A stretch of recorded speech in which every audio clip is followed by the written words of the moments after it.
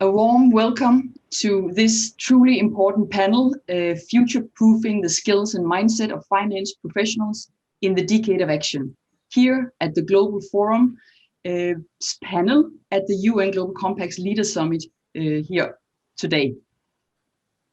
We have an excellent panel here today to discuss the future of the finance professional and the skills and the mindset that are needed into making more green and more socially oriented decisions.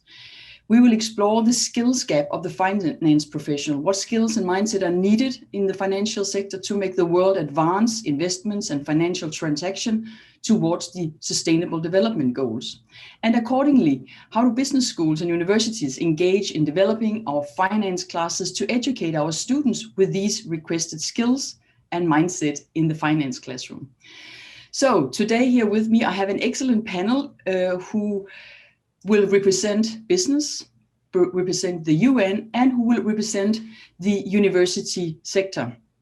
I have here with me 4 excellent panelists, and I'm truly thankful that you took the time to be here with us today at the United Nations Global Leaders Summit. I have here with me today Quinn Tran, who's the Director of Impact Investing at BlackRock in the United States of America. I have here as my second speaker, Hiro Mizuno of Japan, Special Envoy on Innovative Finance and Sustainable Investments based in Japan. Daniel Ortega Pacheco, Director, Center for Public Policy Development at Espol Polytechnic University based in Ecuador. And finally, I have here with me Megan Kashner, Professor, Kellogg School of Management, Northwestern University in the United States of America. I'm moderating this session. My name is Mette Morsing, and I am Head of Prime Principles for Responsible Management Education, which is the higher education arm of the United Nations Global Compact. So we have organized this session. I will look very much forward to inviting all my 4 panelists here to initially prepare a little talk about their experiences with ESG skills in the finance sector. And then we have prepared a few questions and for a dialogue with the panelists to introduce their experiences and their long-standing and excellent work with ESG in the finance sector. It is a particular important topic. It's very timely, and we need to have the financial sector engaged and much more engaged, and we need to have the students prepared to do so when it comes to the Sustainable Development Goals. So please, Quinn Tran, can I invite you to talk a little bit to us about your experiences from BlackRock, please? Yes, thanks so much. So from working at BlackRock and in the industry for several years in the impact and sustainability space, what I've seen is there really is a need to blend the skills that bridges finance and sustainable investments with insights that are actionable, so that decisions can be made into the investment management and engagement efforts within organizations. So oftentimes we see a leaning towards one side or the other, finance expertise or sustainable and impact investment expertise, but we really need that blended skill set to really advance and scale our efforts in sustainable and impact investing. 3 particular skills are notable. The first is to have clarity, the ability to get clarity on what it is. What is impact investing? How do we define it? What is ESG investing about? What does it mean, to invest with an ESG lens? There's different views in the industry. There's accidental ESG washing, greenwashing, impact washing. So clarity on what it is and how do we integrate ESG insights into the investment process? Also along the same lines, how do you do this when you have different ESG data vendors and providers that disagree on their views on the sustainability footprint, the ESG profile, the rating of the same company? So the definition of what you as an organization care about, what you mean by impact in ESG investing. And then with those facts, with those insights, the second skill set is, understanding why those insights matter. why do they matter for long-term investments, for impact, to the environment or social impact, why it matters to you. And then the how. The third skill set is really how do you integrate those facts and why they matter into your decision making, because unless they're just there for theory and research and they're not actionable, it's not going to make a difference in our ecosystem. And so it's hard to find the best set of tools to make it actionable, but really we need to learn and improve collectively how do I apply those views in my valuation of a company. How do I apply my views into my engagement strategy with these companies with those double bottom line outcomes? So really the skill set is going to require a blending of financial expertise as well as impact and sustainability insights into steps that are actually actionable in a way that matters to your own organization, that you believe in, and that's scalable. Thank you very much, Gwyn, for this very sort of precise introductory remarks here about what kind of skills are needed and about the valuation and the agreement and disagreement. We're still perhaps at an early stage for some of the discussion here that's going on. Thank you very much, Gwyn. Hiro Mizuno of Japan's Special Envoy on Innovative Finance and Sustainable and you are based in Japan and sustainable investments. You're based in Japan, Hiro, and warm welcome to you here today. Please, the floor is yours. I believe you are muted. Okay, sorry. Okay, well, thank you very much for having me on this panel discussion. I'm very excited to be a part of this. I'm now serving as a UN Special Envoy on Innovative Finance and Sustainable Investments, but I'm probably better recognized in this industry as the former CIO of GPIF, where I really pushed hard on the ESG as the investment principle for the fund. And also I was quite outspoken about the necessity for all the financial actors and actresses, which formulate the investment chain to really make an impact at the system level to make the whole capital market more sustainable. And I probably also recognized as a person who pushed the concept of universal ownership, because the conventional wisdom of the portfolio management basically tells us and trying to teach us how to make my portfolio better than the rest of the market. But what I came to realize managing $1.5 trillion as the investment chief of the GPIF was, there's no way to do that. I mean, to make my GPIF fund sustainable for the next 100 years, we just need to positively contribute to make the whole system and the whole capital market more sustainable. So those are the two big, the concept I try to push forward when I was, managing the fund. But after I left the fund, I'm actually working with the UN on the policy engagement and also, involved in several business schools, including Kellogg, and trying to put those, sustainability agenda in, finance education. So answering your question, like three skills. Let me answer your question a little bit differently, because I know in this industry there are a lot of people who talk about skills and the technicality of the sustainable investment.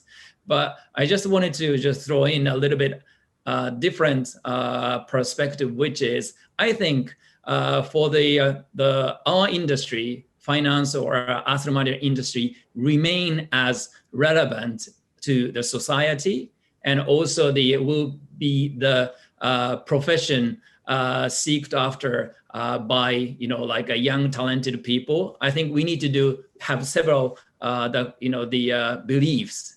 The one is we need to believe that on one hand everybody competes to make themselves, differentiate themselves. But at the same time, we are responsible for the system and whole capital market, and also what happens to this planet. So one thing is, we need to have, in a way, Gwen said, like this is kind of a double bottom line, maybe triple bottom line. But I think that we need to think out of box, that the financial institution or financial professional cannot afford to think about what they own only.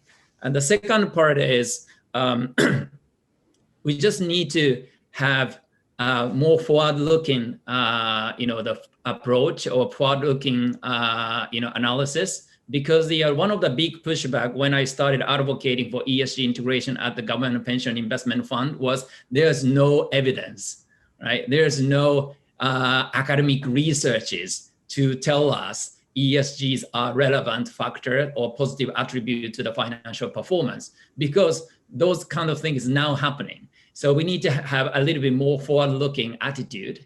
And the last one is we just need to work on the kind of like trying to agree on a base case scenario, because so far we are still struggling what we're going to use as the base case scenario. So now I think we are getting more and more consensus that the Paris Agreement should be our base case scenario for financial analysis, but in the past there wasn't. So I think the old effort I'm involved at the moment, like a Net Zero Asset Owner Alliance, or the other Net Zero Asset Manager Banking Alliance, is the effort to create the consensus on the base case. So those three things I think I want the people to have in mind before they started talking about the skills and the technicality of the ESG investment.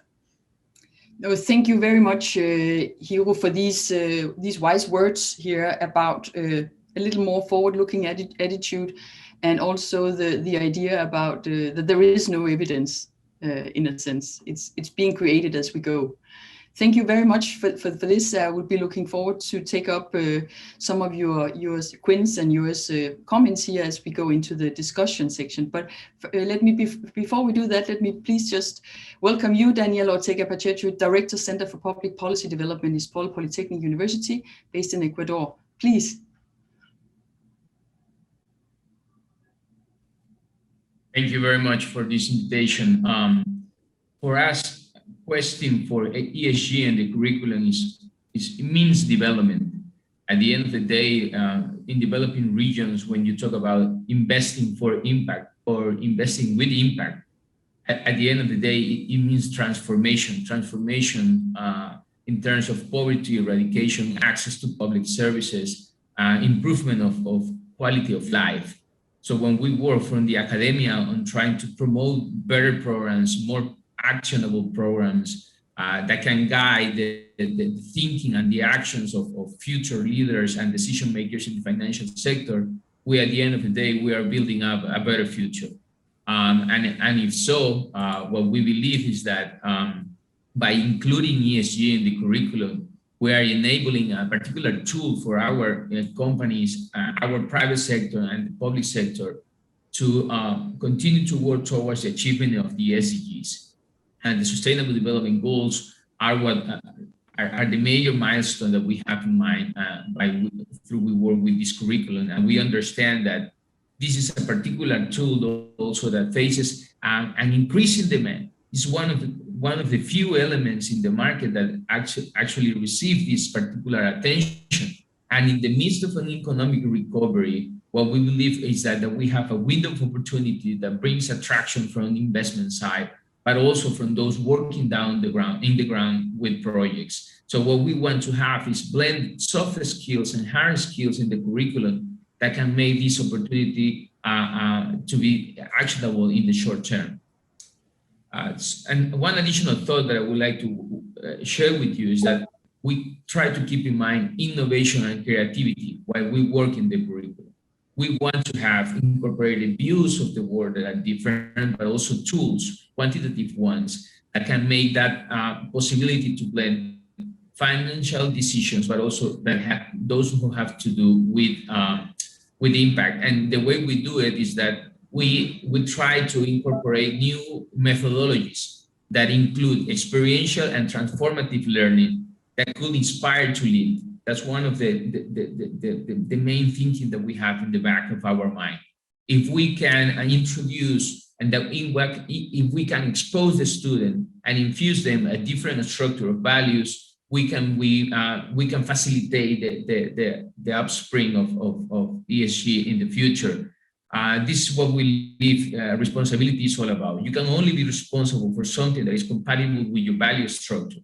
So in the future, when we talk about blending financial and ESG decisions, it will be the same, because in the way that we perceive the conducting of investment decision is about how can we transform, how can we impact those in the environment and in the society overall. And finally, I should say that we are focusing in transforming the decision maker first. So that's perhaps the major task that we face in the curriculum development in developing countries, in understanding the context and the opportunity that is outside. Thank you very much, Daniel, for these insights and sort of presenting to us the push that you are giving and the work that you're doing with your students to actually bring ESGs into the classroom.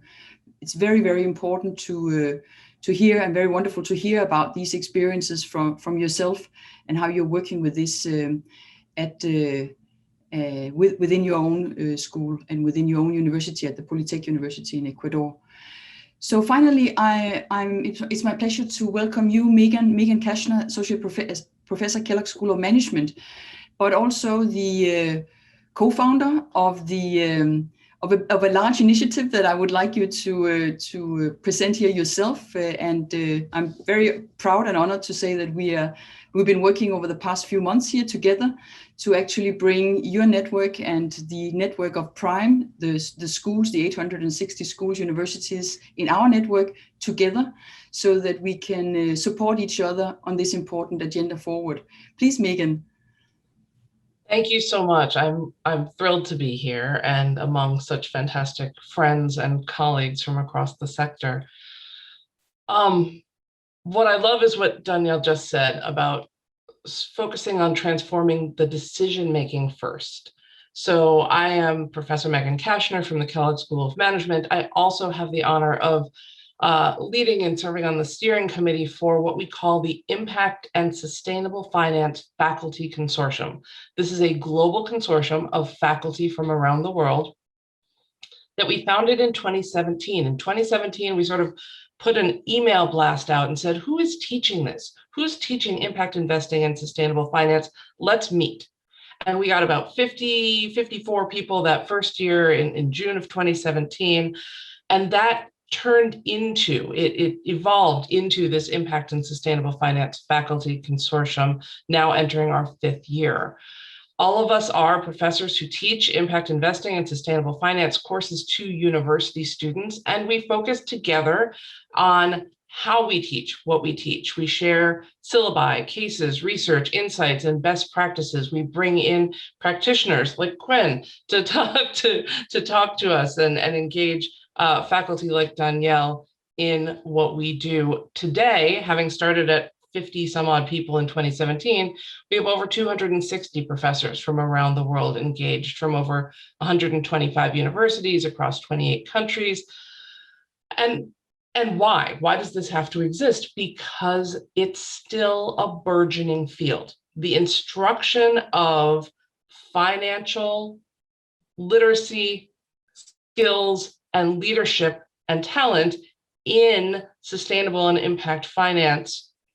To Quinn's point earlier, we need to focus on those actionable insights, on the importance of quantification of impact and ESG performance. If we're going to avoid and overcome greenwashing, we have to blend that financial expertise with sustainability insights. And so the faculty who teach this and have been teaching this, we're feeling isolated and without a way to share and connect. So our focus as the consortium is on the next generation of talent for the sustainable finance sector and in business leadership. The students of today, as we just heard from the other fantastic panelists, are the financial drivers and innovators of tomorrow, and they can't enter this talent market too soon. The demand for their work and for their skills is incredibly high. The price of entry, if you will, to our Impact and Sustainable Finance Faculty Consortium is to submit and share your syllabus and your teaching materials with the entire community within the consortium. And that's because we exist to elevate the practice of teaching these skills, these insights, and these frameworks. We're actually partnering right now, and I'll talk about our Prime partnership in a minute, but we're actually partnering right now with the Financial Times on the first ever, what we're calling the How We Teach This Recognition Awards in Sustainable Finance Education. Look for those soon in the Financial Times. And it's such a testament to how much the field has grown. We received incredible dozens of strong entries from faculty from around the world, and we're going to recognize the top teaching materials in terms of some of the terms that my fellow panelists have talked about: innovation and creativity, quantitative rigor, breadth of perspective, being informed by recent developments. And finally, of course, the Impact and Sustainable Finance Faculty Consortium is so pleased, and I'm thrilled that we are building this partnership right now with UN Prime to extend the range of the work of both groups and further the process of building this next generation of talent. Thank you very much, Megan, for these words. And I am, as you know, equally thrilled about this partnership that we are just about to launch in a few moments. So thank you to all of you, Quinn, you, Daniel, and Megan, for these introductory remarks. I would like to go back to you, Quinn, and sort of ask you, in your experience, what are some of the best practices that you have seen on a daily basis of ESG integration into actual financial decision making? Mm-hmm.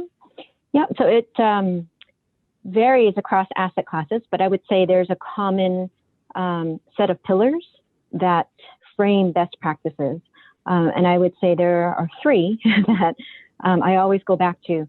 The first is to make sure your investment process is repeatable, transparent, and auditable. You know, there's huge benefits to having these three practices in your process, because one, you're going to be able to improve over time. I mean, there's a feedback loop that you can learn from that allows you to improve over time, especially as the tools in the industry evolve, as other practitioners develop innovative best practices, and you can adopt them, tweak them. You can share your learnings as well to others, your colleagues in the industry, and it holds yourself accountable to what you say you want to do and what you intend to do, but it really does allow you to have that transparent, reflective process. So that's the first. The second is to, as much as possible, adopt industry frameworks and standards, as much as possible. We know that, these industry standards are still developing. We have the IFC operating principles for impact management. We have the Global Impact Investment Network's IRIS plus taxonomy and system.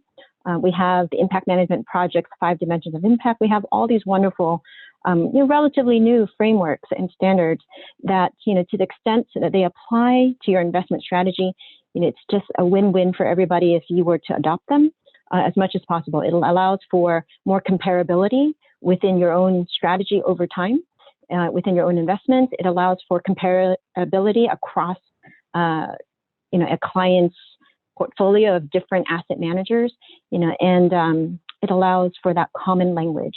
If you were to use the UN SDGs and underlying targets, that's a common blueprint that everybody can, relate to. So use industry best practices, standards as much as possible, frameworks.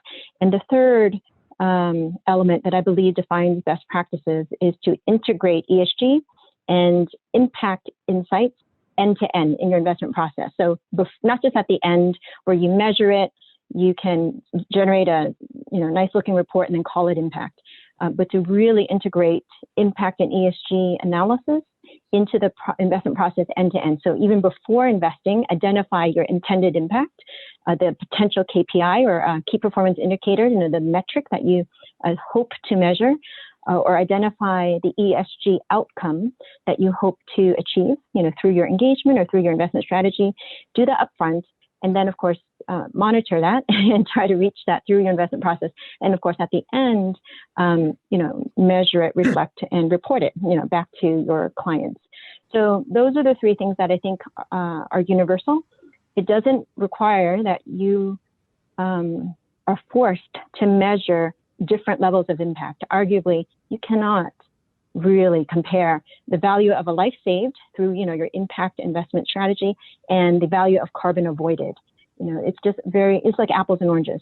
But absent that level of standardization and comparability, there are still these fundamental best practices that I believe are universal. Yeah, no, thank you very much for these insights, and also I guess a little bit recommendations of how do we actually go about doing this. And maybe I can invite you here to comment also a little bit about what Quinn is saying here about the repeatability and the audibility, but also the sort of quest for new standards, new frameworks. From your chair now, from your role as directing the UN Special Envoy on Innovative Finance and Sustainable Impact, what is your role in actually advancing some of these, the work that Quinn is talking about here? What do we do in the UN? Sure. One of the reasons why I, after I left the GPIF, decided to serve on the, first I became an advisor to Japanese government, and then now I'm a special envoy of UN, is that although I'm a very, genuine and a strong believer in free market, but we are facing a situation like a climate change.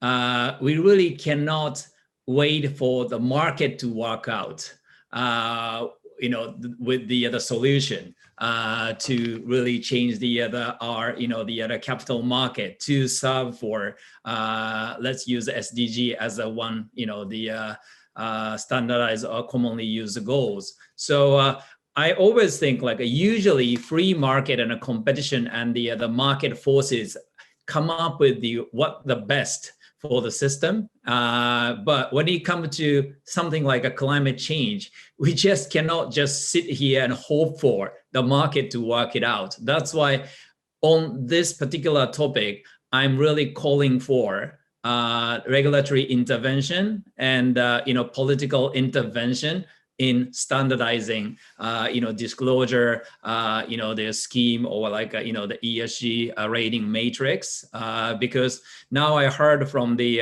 corporate CFOs that they received 1,000 questionnaires from the investors and asset managers, and the ESG rating companies, right? So it's actually just, making them really exhausted, and rather they should focus on how to change their balance sheet to serve on the, serve their clients.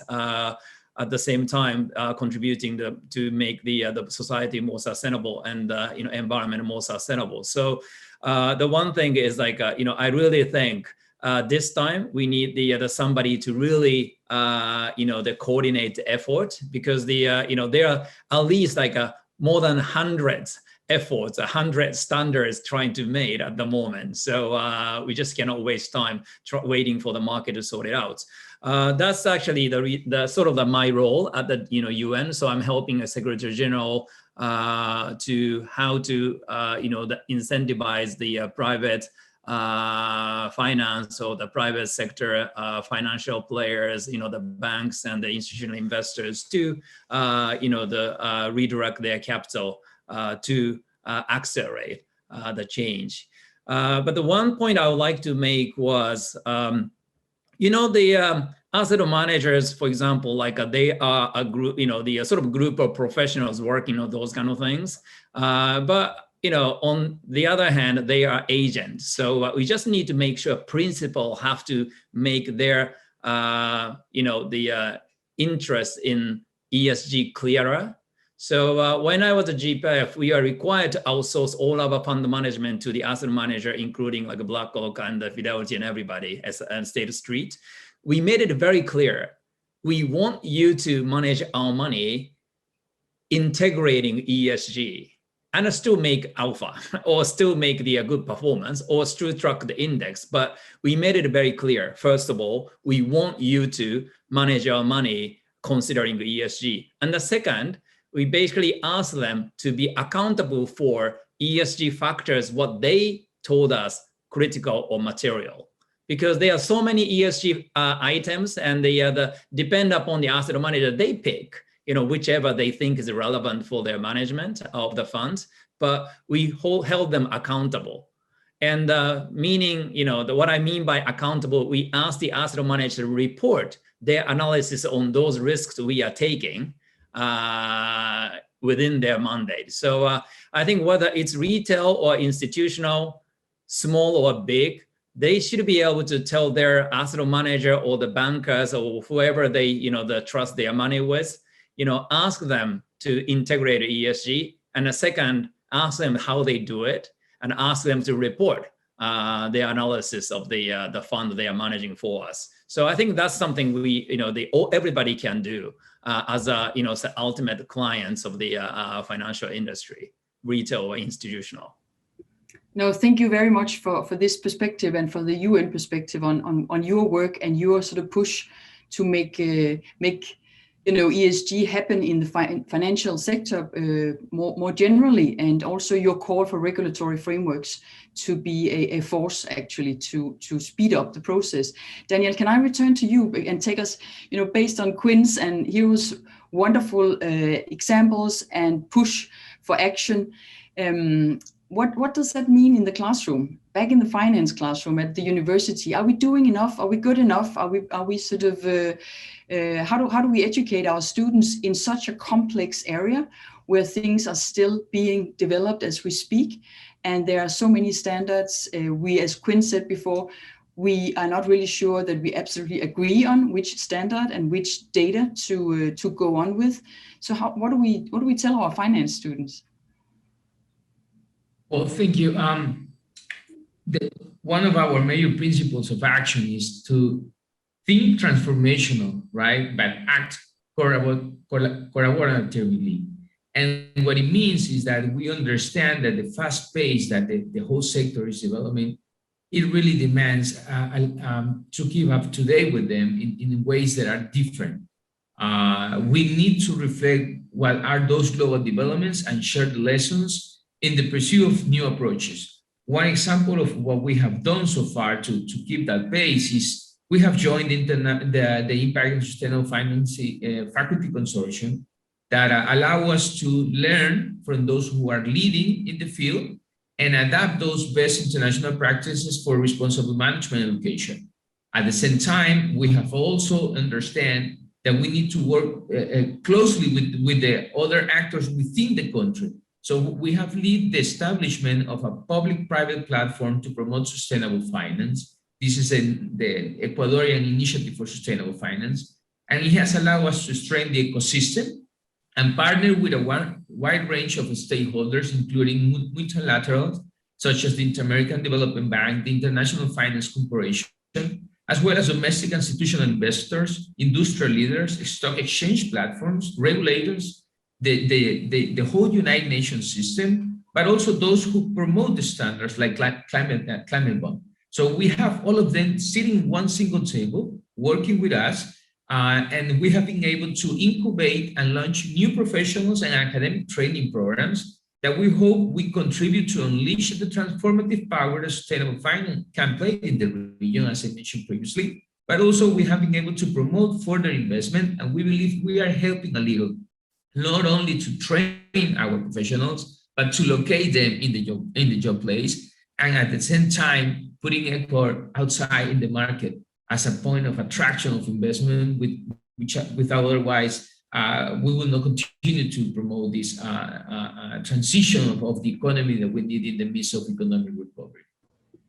Yeah, no, thank you very much for this. And I would like to take Daniel's words, Quinn, and return to you before I return to you, Megan, because I would like to hear, Quinn, now we hear what is going on also here in the classroom from Daniel's side, and the work that is the transformational outlook that we are working with our students. And I know only 2 years ago, when I was a professor at Stockholm School of Economics, I was having a project about the finance professional, the demand and the supply side. And what was very clear in our findings was that the finance professional, again, this is 2 years ago, the finance professional of today had no prior education in ESG. That was sort of a general sort of finding in talking to a lot of finance professionals. And I would like to hear you, Quinn, you're from your BlackRock position. Do you see a change over the past years here that the finance professionals, the young ones, the new talent coming out, is sort of more trained, more aware of the complexity and of the frameworks with regards to ESG? Yes, absolutely. We're seeing wonderful candidates. And their experience, their internships, their resumes are, you're just so proud when you see that a whole new generation is being trained and being very thoughtful, and intentional about, seeking these opportunities. It's been wonderful. I do think, to Danielle's point about integrating ESG into the curriculum, and, to call out Megan's initiative, building the Impact and Sustainable Finance Faculty Consortium, it really is making a difference. We need ongoing education to empower the next generation and the current generation. So what I always secretly wish that I'll share right now is, it's not just for current MBA students, for executive education, for those who cannot have the time to, they don't have the time to go back to a 1 year or 2 year course, but they can take a week-long course, or they can take webinars. They can take, certification programs. To the extent all of those programs are available, you can leverage your work for those, in the MBA curriculum, but scale it across all generations for everybody who wants to be a student. Arguably, we're lifelong students, right? Who want to take those courses at different stages in their career. Impact investing and ESG, those terms didn't exist, more than 5 years ago, 10 years ago. And so for those who did not have the benefit of sitting in Danielle's classroom and the professor's classroom, they still want access, to those learning opportunities. So yes, I'm seeing it in the next generation. What I hope is that it scales across, other students who are not MBA students. Yes, no, that's a very good point. That it's not just our undergraduate and graduate students, but indeed also we should think about lifelong learning, executive training. Indeed, it's a very, very valid point here. And I'm happy to hear that you actually see the transformation or the change in the skills. So we are doing something from the university side and from the business school side in sort of equipping our students with these new skills. And I also see, of course, as we all do, a huge interest from the students themselves to actually push the agenda forward, which is, of course, a wonderful thing, pushing us, the professors, to actually do more. So, Megan, returning to you, are we doing enough? Is progress fast enough? And what other associations, for example, like finance associations, can they play a more active role here? So I'll jump on that. Are we doing enough? Clearly, no. Right? I think we can all agree. It would almost be impossible to be doing enough because we are playing a game of catch up. That said, I want to add on to something that Quinn said a minute ago, because while it may seem like we're not doing enough, it may seem like things are moving slowly. One of the things that financial institutions and industry institutions, corporations can do to accelerate their own pace is to recognize that some of the talent is already in the building. It's already on their teams.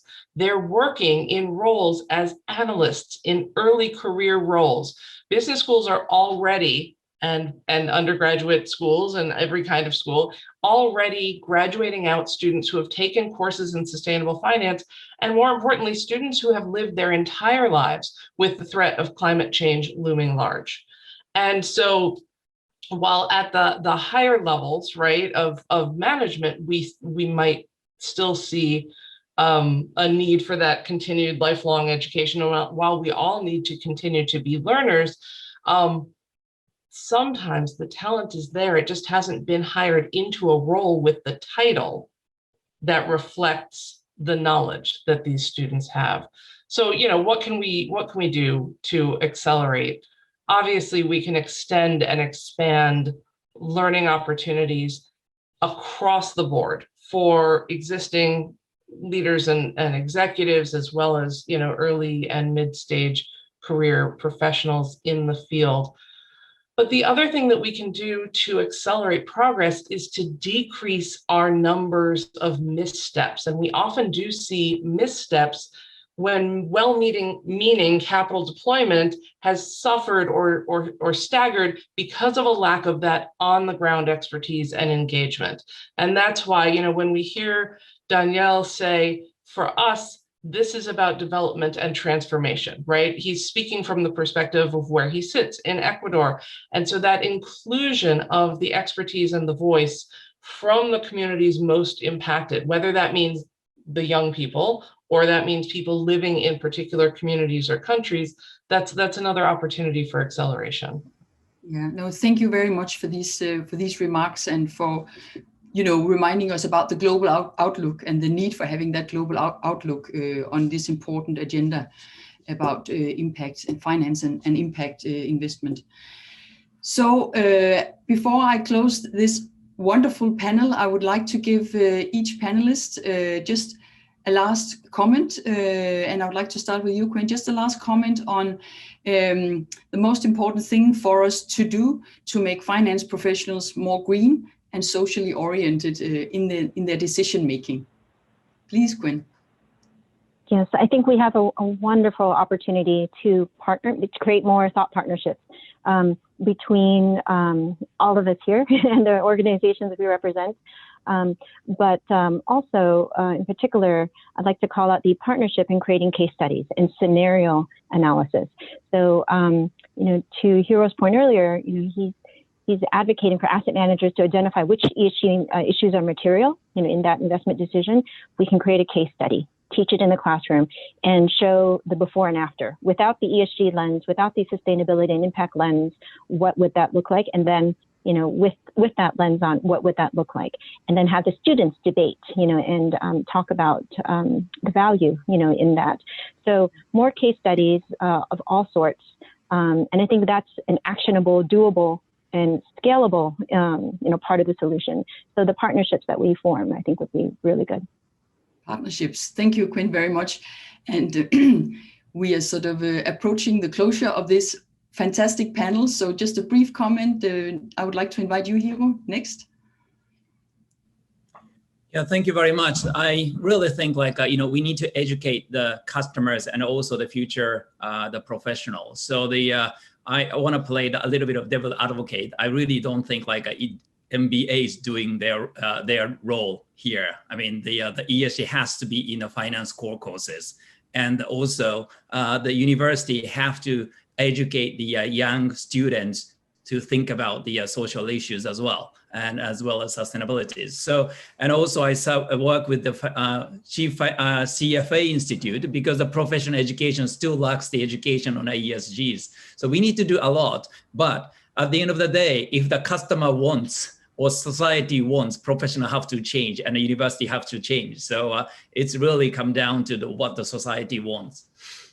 Thank you very much, Hiro, for your call for action again. Thank you. Daniel, please, over to you. What's the most important thing we should do? Well, I think we are facing a demand-driven exercise. Both the students want this, the job placement wants this, the whole society needs it. I think that if we continue to focus on these partnerships and continue to transform the decision-making first, I think that we are on the right path. There is a long run and we are still running back, but I think we can get to the goal together. Thank you very much for this optimistic note, I would say. Thank you, Daniel. And Megan, over to you, please. What's the most important thing?